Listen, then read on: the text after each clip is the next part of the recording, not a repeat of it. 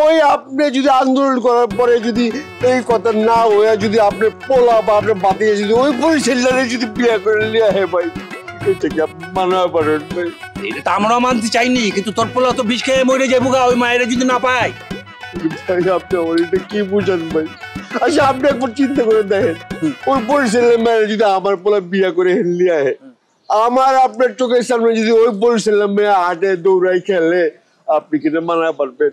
মানা পারবেন ভাই? আমার তো মন চাইতেছে আমি অহনি আত্মহত করে মরে যাই গা। তুই চিল্লাইছিস তো বেশি, কান্নাকাটি করিস। এখন ঘটনা হইলো যে মাইয়া পোলা দুজনে রাজি, বুঝছস না? দুজনে বিষ খেয়ে মরে যাবো গা। এখন দুজনে মরার চেয়ে বিয়ে দেওয়া ভালো না নাকি? ভালো না? আমি কিছু বুঝি না ভাই, এটা আপনি বড় ভাই কেমতে কি করেন? আমি মানা পারতেছি না ভাই, আমি মানা পারতেছি না, আপনি ব্যবস্থা করেন ভাই। আচ্ছা ঠিক আছে, তুই মাথা ঠান্ডা কর। হুন আমি তোরা যেটা কই, এই যে চুন্নু মুন্নু নেতা দল, ওগুলো কি আলাপ কিয়া একটা বুদ্ধি শুদ্ধি লেই যে আচ্ছা তোরা কি কর, এমনকি বিয়ে দিমু পোলারে বলেছে রে নাকি দিমু না, ওরা কি কয়, তারপর আমরা চিন্তা ভাবনা করবো যে এটা বিয়ে দিতে পারি কি না পারি। ভাই আপনি আমার বড় ভাই না ভাই? হ্যাঁ আপনি আমার বড় ভাই, চুন্নু মুন্নু তোর নেতা হয়েছে, হ্যাঁ আপনার কাছে একটা কেমন লোক ভাই, ভাই যেমনি পারেন বুঝাই হোক আদর করে হোক যেমতে খুশি ভাই বিয়েটা আপনি ক্যান্সেল করার ব্যবস্থা করেন ভাই। তুই চাস না যে তোর পোলা বিয়ে করুক বরিশাল? ওর যারে মন চায় বিয়ে করুক ভাই, কোনো সমস্যা নেই, কিন্তু ভাই বরিশাল জন্য আমার বাড়িতে না আসে, আপনি একটু ব্যবস্থা করেন। তোকে তো আমি কথা দিয়ে দিছি, ওরা কইলো যে বরিশাল নিয়ে যাবো অঙ্গ দেখাইবো গ্রাম ঘুরা আমরা কেমন আছি দেখেন, এইসব আলাপ টোলা হইলো। তুই তো আসিলেন না, তোর খুঁজলাম পাইলাম না, তুই তো বাইরে গেছিলি। আচ্ছা যাক, এখন কান্নাকাটি বন্ধ কর, এখন চল যাই চুনমুন্নুরে ধরি, ওরা কি কয় উনি, তারপরে একটা বিবেচনা করে যা করার করা হতে। কান্নাকাটি বন্ধ কর, কান্নাকাটি করার মতো কান্নাকাটি। আয় ঠিক আছে চলেন।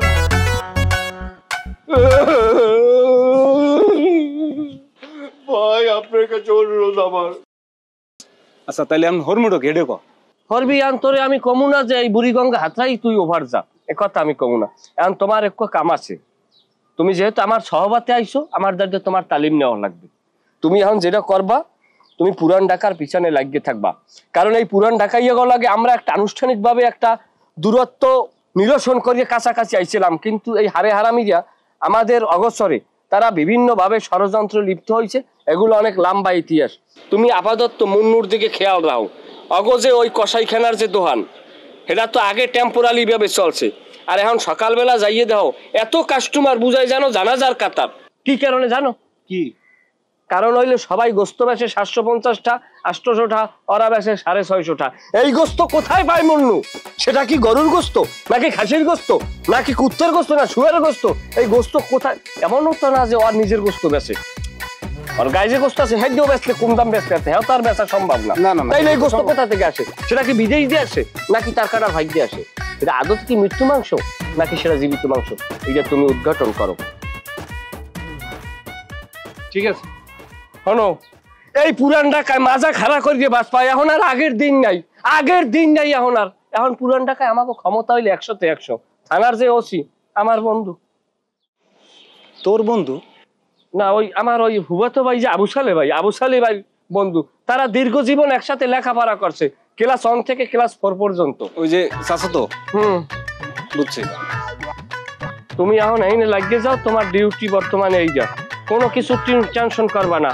তামাক দ্রব্যাদি হইতে শুরু করিয়া পানি পর্যন্ত সর্বে সর চলবে, তুমি ফিরি যাও। না না ওগুলা ছেড়ে দিছি, সমস্যা নাই। আমিও খাই না, আমি এককালেই ছাড়া। যেটা কইছো ওইটা আমি দেখতেছি, কিন্তু তারপর ওই ব্যাপারটা মাথায় না, ওটা মাথায় যে হালান লাগবে এই পরে সব। এখন এই বাজে সিনকে মাথায় গুঞ্জ হালাই, এখন যাও জয়নাল বাড়ি ওইখানে যাইয়া আলু ভর্তা আর পাতলা ডাল দিয়া এক ট্রিপ মারিয়ে দাও, যাও। আবার ডিম খাইও না, সংসার হয় নাই, ডিমের বড় তেজ আছে, সইতে পারবা না, যাও। মাংস টাংস নাই কিন্তু ভালো জায়গায় যাও রে ভাই যাও, ভাত পাইতেছ ওইটাই আপাতত বড় কথা। জোরে না ফ্যান হে দুধ রোজ লইয়া দৌড়ি।